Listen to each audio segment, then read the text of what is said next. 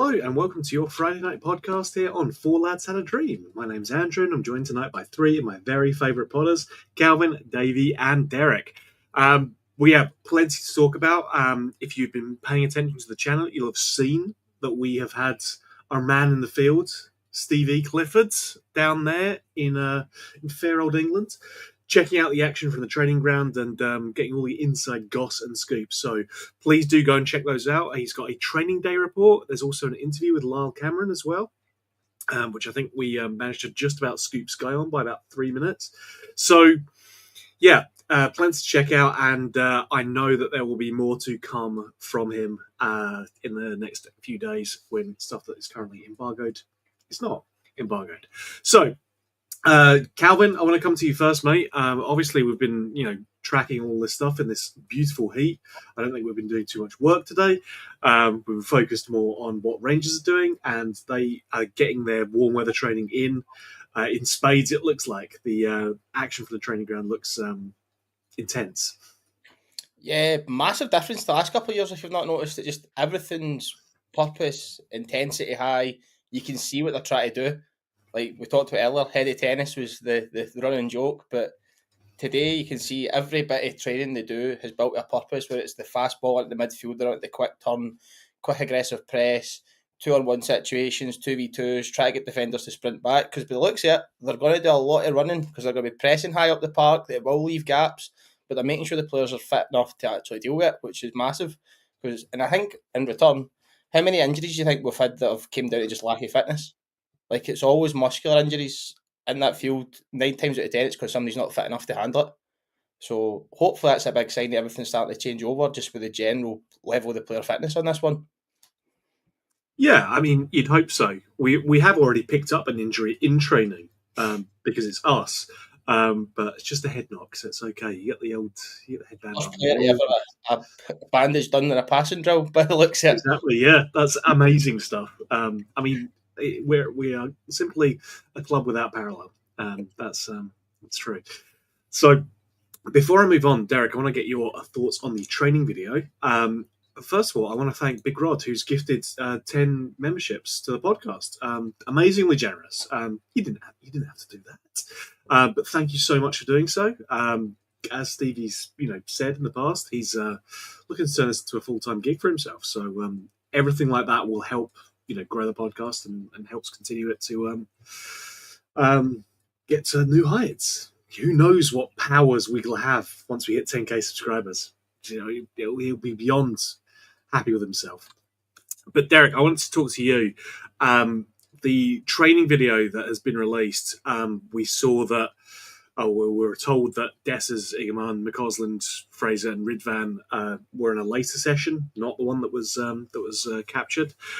They're recovering from various things, either joining later or, in Ridvan's case, coming back from an injury. But the physicality, as Sid in the chat notes there, is certainly something that's a stark contrast, I think, to what we've had previously. Absolutely, mate. As Calvin says, there's pretty high load for the guys, but it looks what we're getting to see anyway.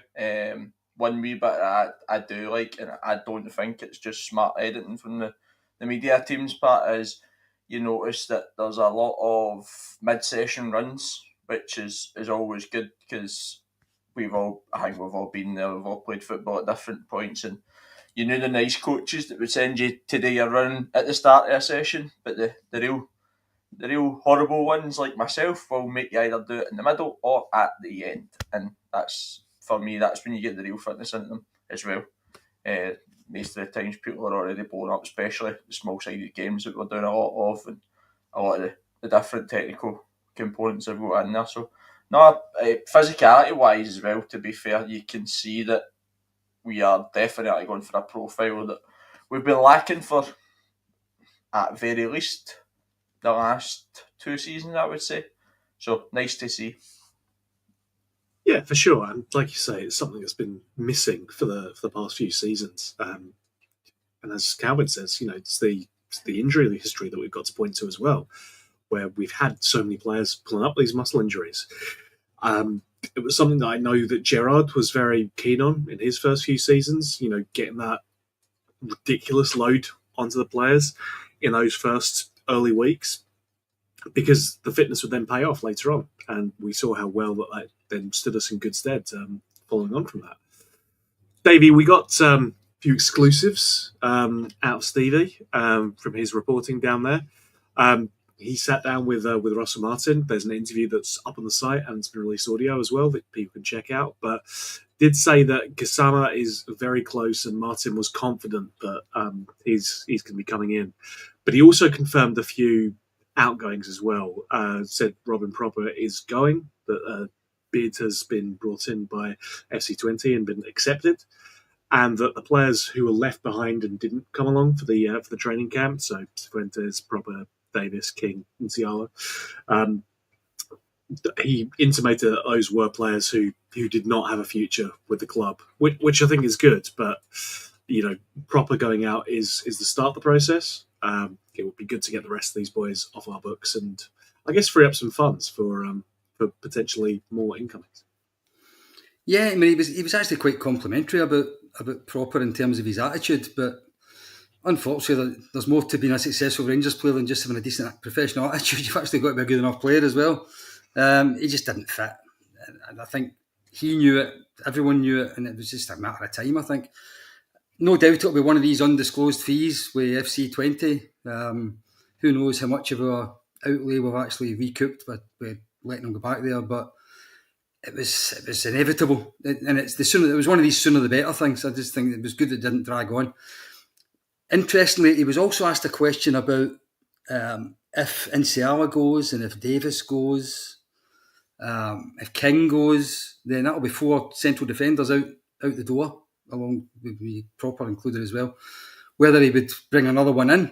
And he seemed to suggest that he thought he had enough, which I don't know whether it's one of these managerial bluff things, so that other clubs don't think he's desperate for a centre-half and bang the price up. But I thought that was quite an interesting comment, because he's talking about strengthening everywhere else, and yet he had a specific question about centre-half, which he answered by saying he thought, no, I think I've got enough now.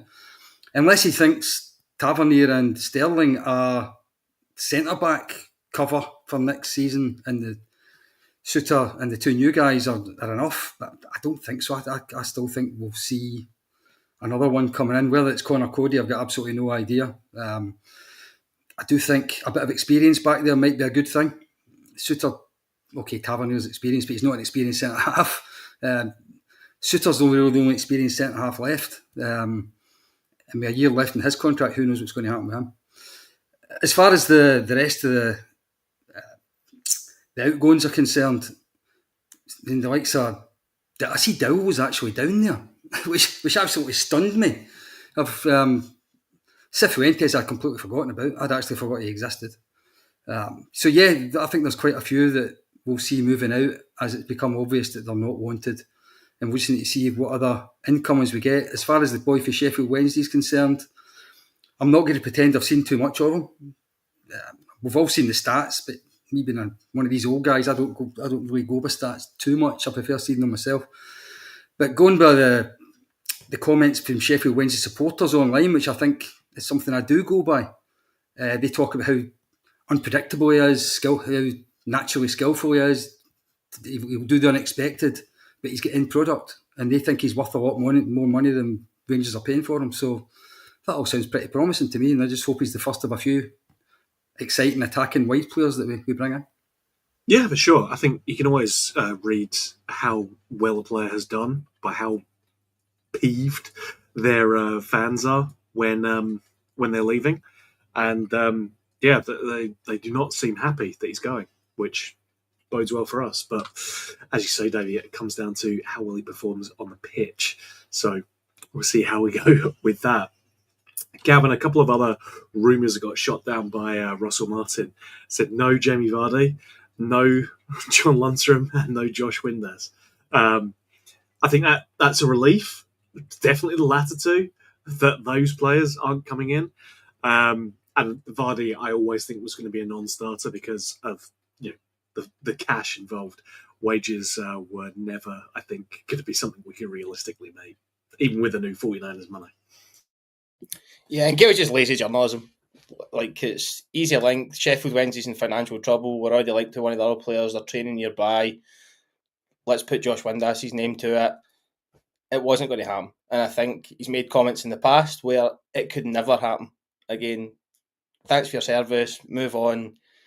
You do speak about like an idiot quite a lot of times. The way he spoke about it recently in another podcast, it's enough to say you'll never come back to this club. It's a club that's very well aligned with everything. He shouldn't be speaking about it like that. Lundstrom, he chucked it under the bus numerous times towards the end of his spell. It wasn't going to be there. Vardy's the one that people talk about at 38 years old, experienced striker, but right now you can't add a Vardy wage to an already 3 heavy wages that we'll have up front with Dessers, Danilo. Eggman probably won't be as much as them, but he's still going to have to be up the pecking order if he remains at the club. So I'm not surprised, but it just kind of links into what Martin said. Like, he's trying to bring tactical clarity and a cultural fit to the team. So everybody's asked him about British players, and he says, well, I want a core of players that can understand what it's like to play one in the league and at a club like this. He wants winners, and then he can bring in flair players around it. And that's the first thing it comes down to. That's probably where the journalism's came from. It's players that know the club or linked with us in the past, put 2 and 2 together, get 5. And I think that's kind of where it was at. Yeah, for sure. It's us. We're a nice name to drop into transfer rumours in general anyway, because, you know, we've got a European pedigree. We're a big enough club that pretty much most players are plausible, apart from the very top echelons, because we're not a Premier League club. We're not throwing around tens of millions on players. 49ers are going to be generous, but not that generous. Yeah, it's one of those things. We are going to be linked with a few players before this transfer window is done, but we'll see how things progress. Derek, one thing that did come up as well was the interview with Lyle Cameron. Now, obviously, he's been with Rangers for a little while now, but I think it's the first time that he's really done any press for us since the initial, hi, I'm very excited to be at Rangers bit. So he talked a lot about the training and what's been going on. Says he feels like he's been at the club for ages and, made a point that it's been run very hard as well. But all sounds very positive from him. And, attacking goal threat from our midfield is something we've been lacking in the past. So hopefully he can hit the ground running and, kind of pick up where he left off at Dundee.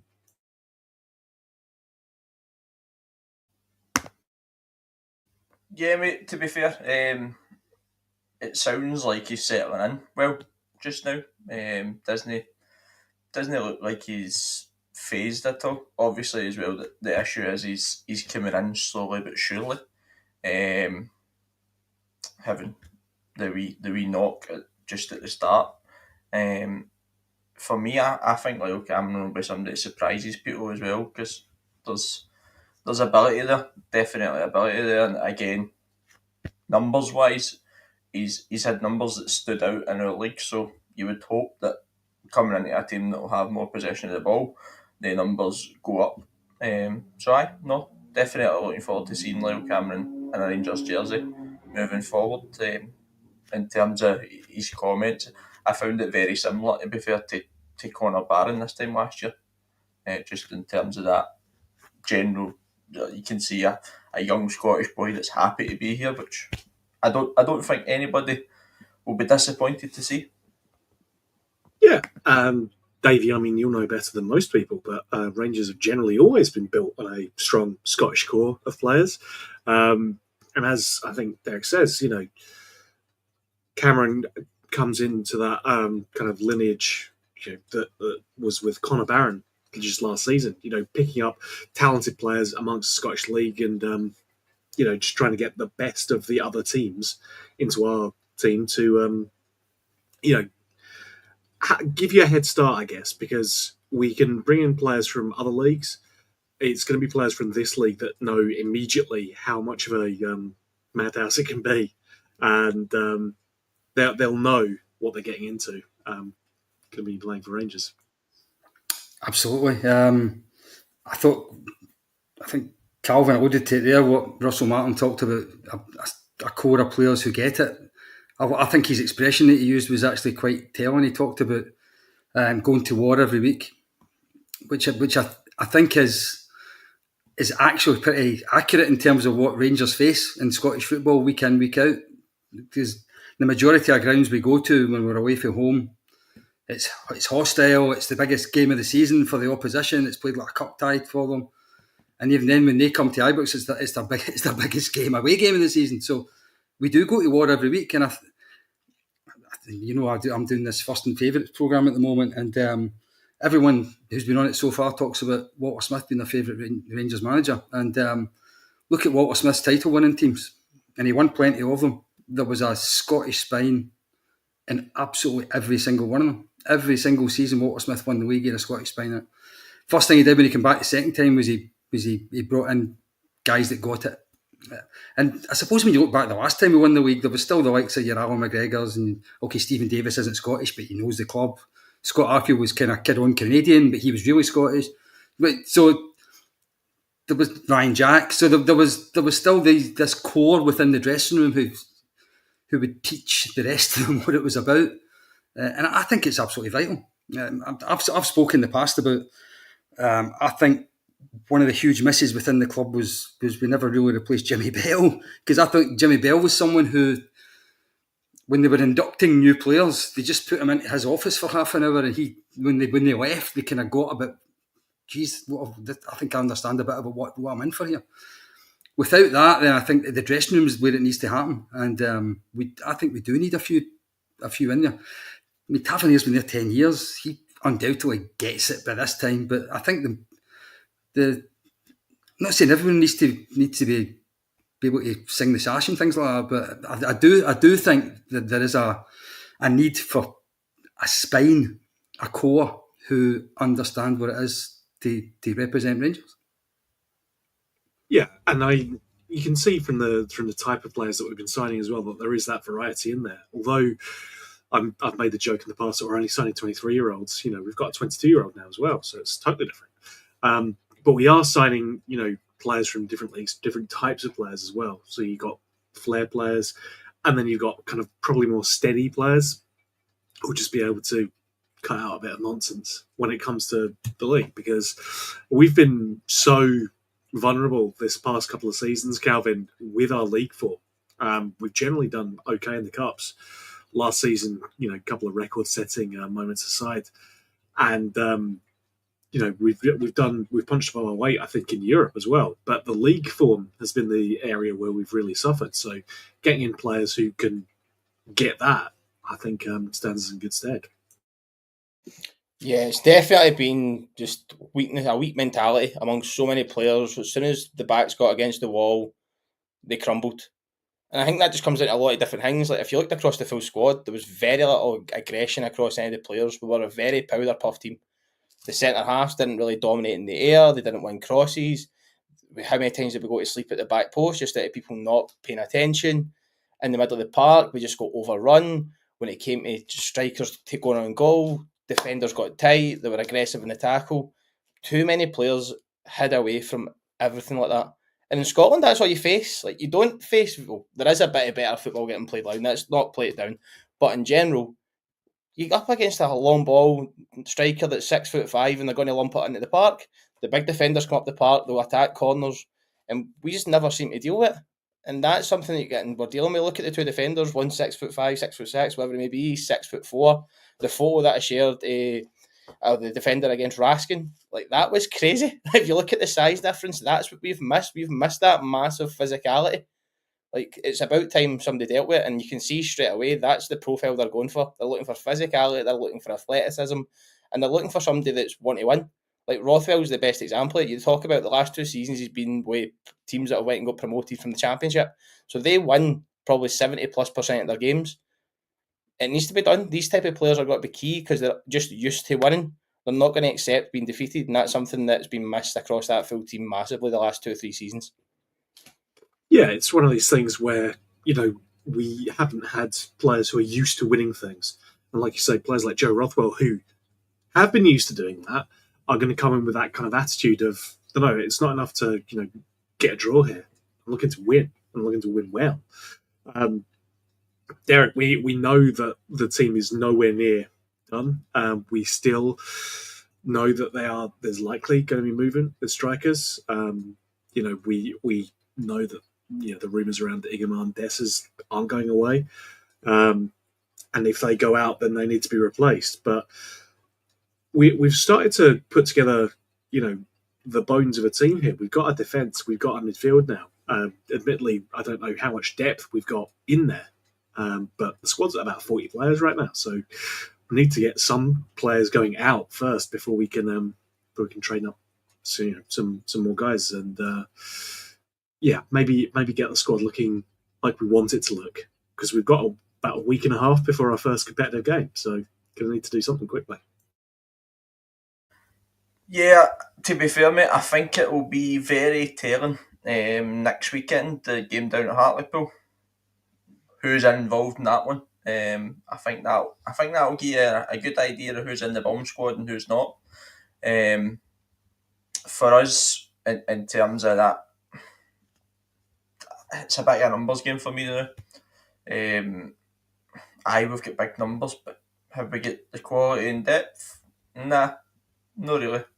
For me, like just now, I still want a goalkeeper, I still want a left back, I still want another centre half.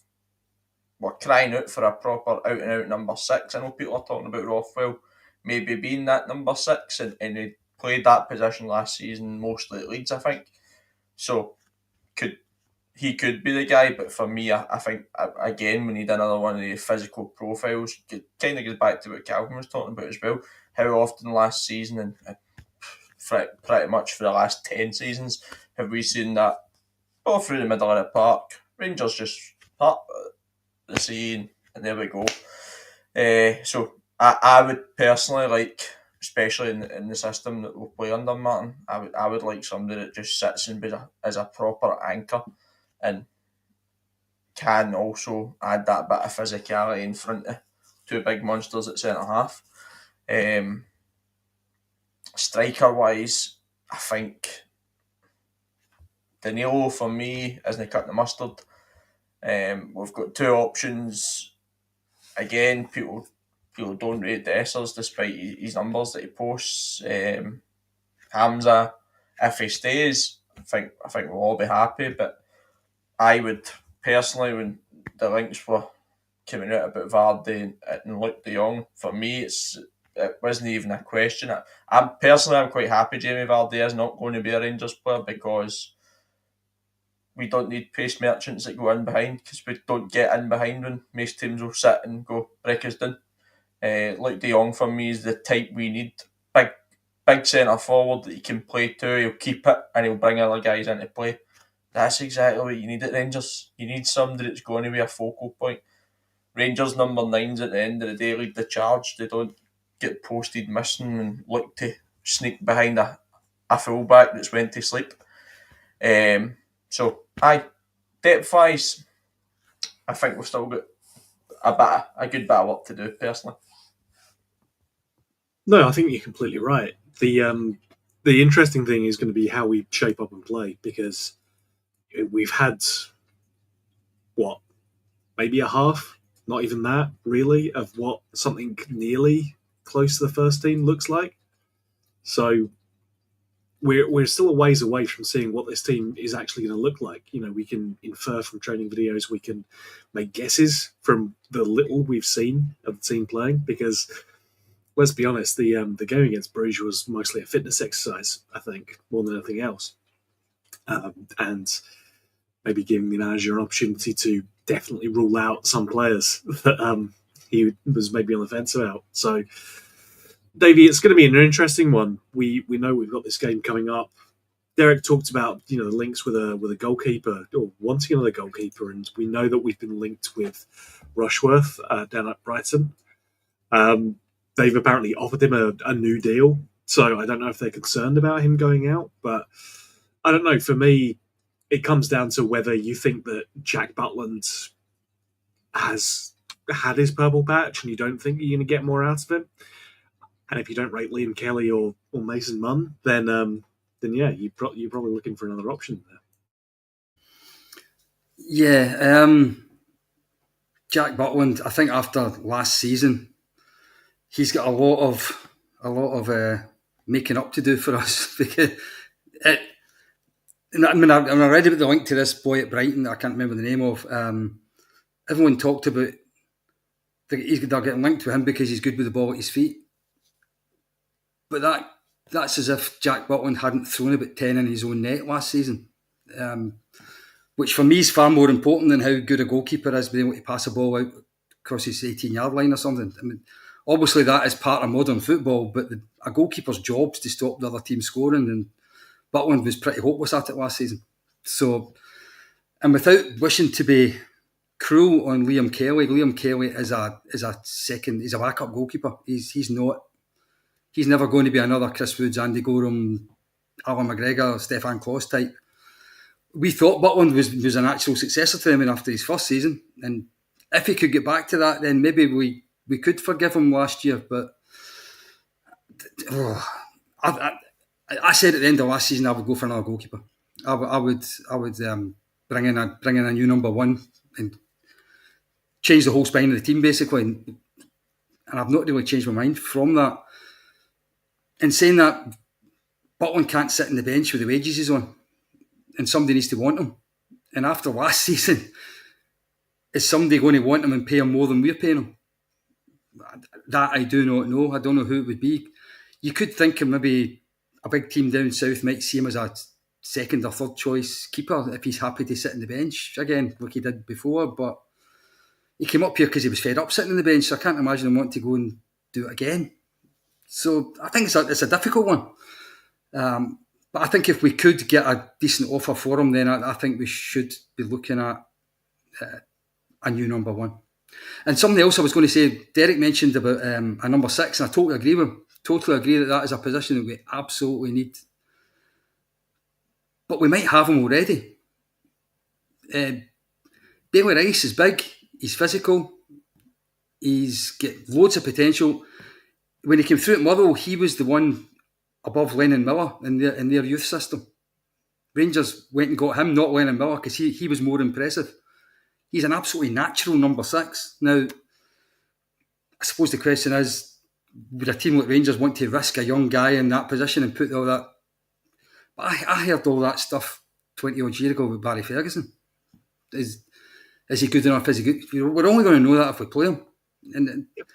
And I thought the likes of Old Trafford and the first half against Bilbao, I thought he was excellent. I think it's time to show a wee bit of faith in guys like that and give them a chance. Well, yeah, I mean, you're looking to establish a pathway through to the first team, and we haven't really done that, reliably at all in the past few years. And you look at someone like Bailey Rice, who I think does have the attributes. We've seen with players like Leon King that they can be, if they are left exposed, they can end up in a bad position. I think that Liverpool game ruined him. Playing next to James Sands probably didn't help, unfortunately. But yeah, it was tough, and he took a long time to come back from that. But I think you've got a system where if you can bleed in some of these youth players, get them playing semi-regularly, because we've had far too many youth players or players who have come through the academy who have had little cameos here and there, and then they get to 22, 23, and you're like, okay, well, you've never established yourself, so it's too late now, right? As far as goalkeepers go, I think the only thing I'd say in defence of Jack Butland, and I completely agree, I think he was hopeless for us at parts last season. But he also didn't have a defence in front of him that was worth a damn. And I think if that improves, if we get a set defence, I think that does improve a keeper. Does it do enough? You don't know. And especially if it's a Russell Martin team where he's going to want the goalkeeper to be playing differently as well, that could end up, marking his card for him. But Calvin, I want to start wrapping us up here. Obviously, I do want folks to go and check out all the other bits and pieces that we've released over the past few hours. We've got the interview with Russell Martin. Stevie was with David Edgar and from Heartland and reported on the training day as well. They were knackered just through watching it, which was impressive. And there's the interview with Lara Clammer as well. So I do want folks to go and check those out. We're just chatting, but there's some actual news and info in those ones, which I would encourage folk to check out. But Calvin, it has been a pleasure on what is far too hot a day to be sitting inside on the computer. So get yourself back outside, enjoy some of that sunlight if you can, and yeah, now it's not splitting the rocks. Should be okay. Well, thanks for having me, mate. It's been a good day for watching Rangers news and a better day in Costa del Lanarkshire. Lovely stuff, man. Thank you again, Derek. Always a pleasure, mate. Thank you for coming on and giving us your insights. Always a pleasure, mate. Thanks very much. Lovely stuff. And Davey, as ever, mate, appreciate you wearing the colours, keeping the faith, and keeping us up to date as well. Yeah, there was only one colour for this weekend, and I hope that doesn't get Stevie into bother. Yeah, my pleasure. And I'm in the Ayrshire Riviera, so I'm probably even luckier than Calvin. So I'm about to go out and look at the nice views over Arran and stuff like that. So enjoy the rest of your evening, guys. Yep. I say it every week. I'm going to say it again. Your support, folk listening, watching, whatever way that you're checking us out today, means the world. The support has been incredible. We've been going for a year and a half, and it's been ridiculous how quickly we've grown and how positive the feedback's been. It's the internet. People are never positive about anything, but by and large, you guys seem to enjoy what we're doing. So because of that, we're going to keep trying to do more. Derek's doing his coaches series, interviewing coaches, getting insights. If you remember, you can check out the first of those that he's done with Kevin Thompson. I'd highly recommend doing it because it's fantastic insight. Davie is also doing firsts and favourites with all the podders. So if you ever wanted to know our favourite Rangers players, or I think first Rangers games, every bit of information, every bit of trivia that you ever wanted to know about the podders, you can get that through Davie's series that he's been doing as well. And Calvin doesn't have his own show, despite popular demand, but I'm sure he's going to be working on that in the coming weeks. So, yeah, there is plenty to sign up for if you do want to join us on the old membership side. If not, please subscribe, like, share. It all helps us grow. It means that we can go down and take part in the training day, or the training week. As Stevie has done, because we can go to Rangers and say, hey, we've got X number of people who are subscribed, we've got X number of members, this is the listenership. You guys want to communicate something, then we can help do that. So thank you again for all your support. We truly appreciate it. Have a lovely weekend, however you choose to spend it. And until we talk to you again, folks, bye for now.